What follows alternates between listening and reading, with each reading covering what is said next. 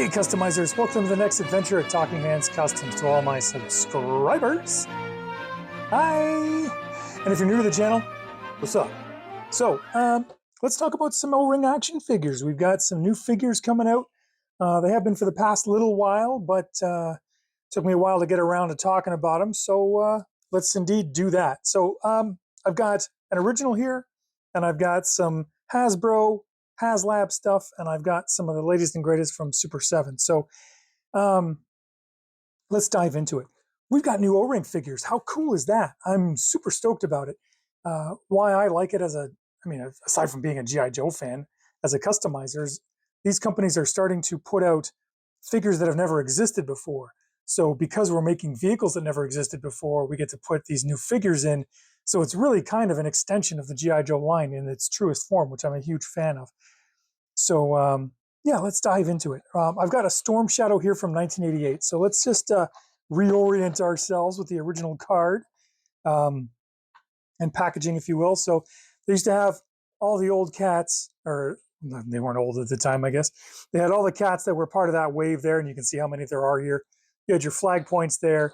You had your file card with some, I won't say stats, but a little backstory or something like that. Proof of purchase, blah, blah, blah. And even the artwork on the back of an original card is just so gorgeous. I loved it. And then in this case, as I said, it's Storm Shadow from 1988. So at this point, he was kind of working with the Joes. Anyway, so the reason why I'm showing you this is just so we can compare it with the newer G.I. Joes that have come out both from Haslab and a company called Super 7. It's part of the Reaction Plus line. And, just for nostalgia's sake, there's a Wilco price tag there in the corner. It won't focus, so nostalgia is telling me to pound salt, and that's okay. So let's go over to Haslab first, because they are still the original owners, Hasbro, and see what we've got here. So the first of the new figures, as you can see here, they try to match the fidelity of the original packaging. The G.I. Joe logo is a different version. It's an earlier version G.I. Joe logo on this one, and I think it really makes sense as given the version of Cobra Commander it is. But you can see there, they're actually pretty similar to each other. Let me get the glare out of there. There you go. They're pretty similar to each other. I think that's really neat. A few small changes here and there, but overall quite lovely. And I love the artwork and everything. Like, it's 100% nostalgia bomb right here. So let's take Storm Shadow and get him out of the way. And let's talk about Haslab's Cobra Commander. So what makes this interesting is that it's got the original 1982 early G.I. Joe logo on it. And the logo on his jacket is what's called the Coco, or the Mickey, Cobra Commander, or Mickey Coco. And that's what they've done, is it's a new figure release, but he's actually got the Mickey Cobra Commander logo. They call it that because it's got the two little ears up top there. It's hard to make it out on the figure on the camera there, but you can see it there. They changed the Cobra logo after a little bit, and then you had your regular Cobra Commander issue. But as you can see, slightly different color than the original, but the aesthetic is there, 100%. I mean, I think it looks fantastic, aside from keeping the card the way it is so far. The orientation on the back is the same too, less figures for obvious reasons, but you still got the file card, and it's got that nice cream peach color, whatever you want to call it. And if I remember correctly, the writing on here is the exact same. Like, it's just a reproduction of the original writing, but don't quote me on that. I could be wrong. So there you go. You got all the original G.I. Joe articulation, except for the fact that this does have later G.I. Joe swivel arm battle grip, which is cool because the first 82 line figures were only straight armed, which means the elbows only bent up and down. It was later after that that they introduced the swivel in the bicep. So he has that, which is really nice. And he comes with his pistol, and he's presented quite well. So this came with the Haslab Sky Striker. And now people are selling them separate. They just want the Sky Striker, sell the figures, blah, blah, blah, whatever. So they're obtainable, on eBay and stuff like that. So you can have a look at them. Other than that, there's nothing wrong with pulling them out of the package. I just think it looks really cool with the artwork and everything too. So I guess as an adult, I take more appreciation in the artwork and the artistry of the card, beyond just a nostalgia point of view, that the card just looks fantastic. So we might open him later, maybe not. But let's compare him actually with the next company's offerings here. Move these out of the way just to get me a little bit of more playroom here. And here is Reaction Plus by Super 7, their take on Cobra Commander. Now, this company here has done a whole line of G.I. Joe figures, and they were making stuff from the cartoons, background characters, all that jazz. The thing that killed it for me, I thought the sculpts were fine and everything, but the articulation, it was 5 points of articulation. And back in the day, what made G.I. Joe way more popular than Star Wars and everything was that, one of the reasons anyway, was that the figures could do so much more because they were posable the way they were, swivel arm battle grip and bendable knees and all that jazz. So Super 7 went out and made a bunch of Joes that didn't have that feature. So whether or not they can fit in vehicles, I asked one person that online and they just kind of laughed. I said, okay, fine, whatever. So there was no point in getting the figures because they couldn't do what G.I. Joes, in my mind anyway, were supposed to do. If you have them and you enjoy them, hey, well done you. So in this case, this is Super 7's Reaction Plus line, and now they've got the license to do Hasbro O-ring figures. To the best of my knowledge, Hasbro was going to start re-releasing O-ring figures and then chose not to or whatever. So now Super 7 is under the Reaction Plus line. And let's take a look at their card art there and compare it to the Haslab Cobra Commander art. And look at that. They're both different, but definitely related. You can see one has G.I. Joe, one has G.I. Joe, the Real American Hero on it. Same, I want to say, flavor, which is a good thing. I don't want something radically different. I wasn't a fan of the Rise of Cobra symbol. I want my red, white, and blue, and I'm not even American. This, to me, is G.I. Joe packaging and what it should have always been. And I love it. And I think they did a fantastic job. They've even got both their logos in there. Super 7 up here, Reaction Plus down here, without even taking away from the aesthetic of the card. I mean, it's quite fantastic. But anyway, so let's get down to the sculpt here. And you can see that the sculpts are actually quite different. Yes, they're both Cobra Commander. Overall, the details are the same, let's say, but they have just a little bit of a twist on them. So, the holster for his dagger is there. Sorry, the sheath for his dagger is there, but the straps are different. They're closer together on this one than this one. Obviously, the color is different. The mold is different. It's not just a repainted mold. Super 7 went ahead and made their own. So the proportions are slightly different. And this, oh my goodness, pardon the light. There we go. The sculpting on the helmet is a little bit different as well. So you get maybe more of a cartoon flair, let's call it, on this helmet. And that's what I found with the Super 7 line. And now that we've seen this one, let's get him a chance to shine on his own. What I've noticed so far with this one is that, like this artwork in particular, I found to be very evocative of the G.I. Joe storybooks. I don't know if anybody else thinks that, but whoever the artist is, they're doing a really good job here with Cobra Commander. And this, I would say, is almost a more cartoon homage than anything else, really. And that's a good thing. So it's got even the blasters that he comes with. His pistols are a little different than the original slap on his back blaster. And on the back, you've got the same kind of card layout. And the wave is a small wave, and that's fine. I don't think you could ever go back to, 13, 14 figure waves, not for the price of everything today. And, given the state of the union, let's call it. So you got Snake Eyes, Covergirl, Cobra Commander, and Cobra B.A.T. Cobra Commander, same thing. In fact, I'm pretty sure, to reinforce my point from before, yeah, the text on the back of the cards is the same, which is dope. Slightly different color, but other than that, you're good to go. So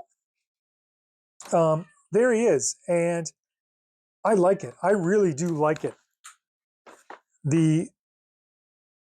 Yeah, there's nothing else really to say about it. And I'm getting a little bit distracted by my cat right now, who's being oddly insistent at the worst possible times. So we're just going to carry on while he yaks in the background. I don't mean, well, yaks. He could be puking. Who knows? He's a cat, right? That's what they do. They talk and then they puke. So let's check out another one of Super 7's line, because this is kind of the wave, let's call it the wave of the future, if you will, because they're the ones that are going to carry on with this line. So there's your Cobra Commander. And then we've got Covergirl, probably one of the most popular yet underdone characters in the franchise. So you've got some Covergirl art here. She's carrying a typical GI Joe laser rifle, which is dope, and that's what she comes with, which is also amazing. I really liked all the different accessories as a kid, but as an adult, I preferred if they came with those and everybody came with the classic GI Joe laser rifle. But it is what it is. So same thing with the card. All the layouts the same. The rest of the lines up there complete, et cetera, et cetera. So there's nothing new there. But again, they're nailing the GI Joe aesthetic. I love it. I'm not sure who the artist is for the card art, but extremely GI Joe. Like, I hate to say it, but I'm feeling this artwork. They're just knocking it out of the park. I think with the explosion in the background. A good pose for the characters and stuff. I think they're nailing it. So I think that's great. So yeah, let's look at her up close here.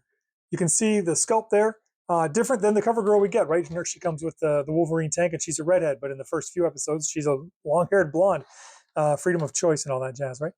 So for haircuts, blah, blah, blah, who knows?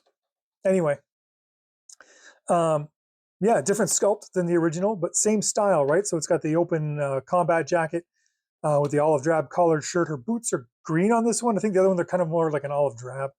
But overall, you've got a new driver for your Wolverine, a cartoon accurate driver for your Wolverine, maybe in the comics too.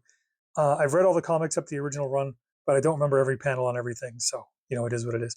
But if I were to do a custom Wolverine for, either Tiger Force or do a mail away version, so I make a tan one, I would absolutely put her as the driver for it. I think that'd be kind of a neat little combo where it's like, hey, you can mail away and get the Covergirl from the original episodes of G.I. Joe, the miniseries or whatever, with your mail away Wolverine. So anyways, I think that's really cool. And it gives me also someone, if I didn't have a Wolverine, or if you don't have a Wolverine, you could put her riding shotgun with Clutch, because I think he had the hots for her in the cartoon or something like that. So that was pretty cool. Yeah, so the sculpt is quite good. I'm finding that there's maybe a little less detail than used to be in the originals. That doesn't really bother me. I think what got me with G.I. Joe is that they looked like they were in the Army, they had good accessories, and they were posable. So whether or not I could see buttons on the jacket or not wasn't really a big deal for me. And honestly, as far as cost comparison goes, like I got these for about $20 each. You can't go back to the $297 or whatever price your Joes were when you were younger. It's not happening for every single reason. So to get something like this, $20, I think that's fine. I would always take it for cheaper. Who wouldn't, right, so to speak? But that's what we get, and I think we're doing quite well here, and I think so is reaction. So let's look at another one. This one I'll actually pull out of the package. So Cobra B.A.T, one of the most popular troop builders. They're getting quite expensive original bats on the secondary market. And this one is based off of the Marvel comic appearance. So going back to what I was saying earlier about them bringing out characters that might have been done before, but a version of them. So like Covergirl, she's the long blonde haired version. This is the Marvel Comics Bat.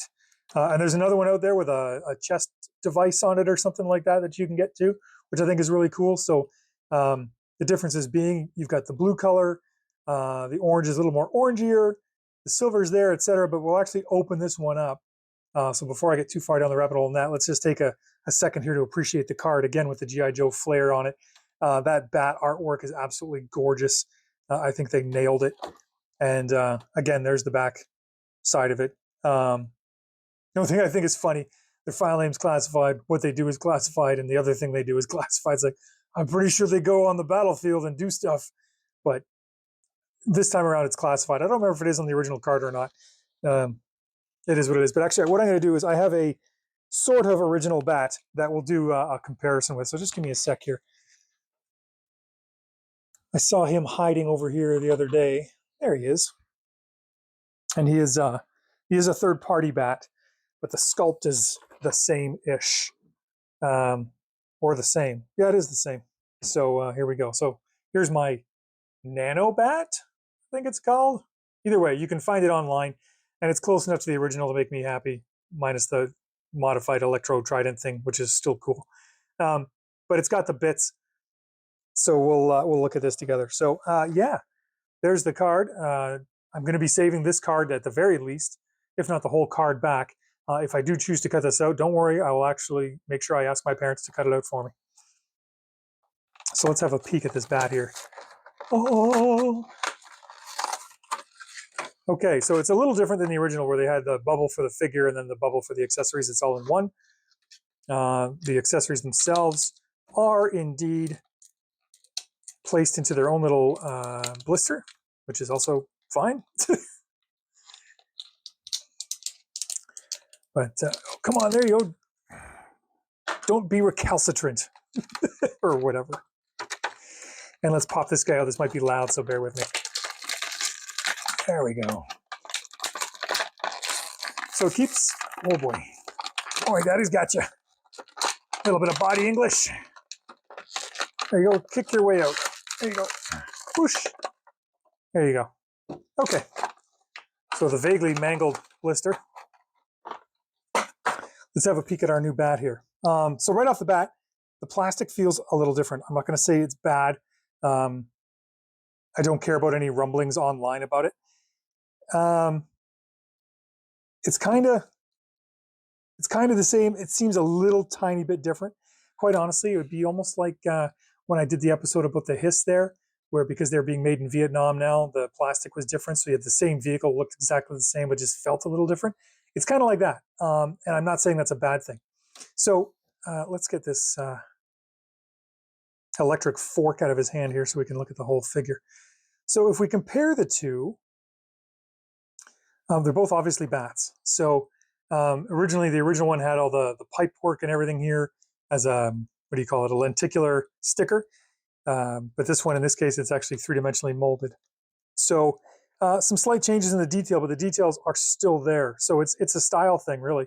You can see that box on the leg there is the same, but it's different. You know what I mean? Like, it's just style choices. And this one's going more off the comic book. So the only thing I really want to point out before I put this guy down is that for the classic bat, only one of its arms was removable to replace with one of the attachments in the backpack. But on this Super 7 version, if I'm not mistaken, yeah, you can pull off both. So how cool is that? You can have the snatchy claw with the flamethrower, because who doesn't want to have snatchy claws with flamethrowers, or whatever combination your heart so desires. In fact, let's check some compatibility here.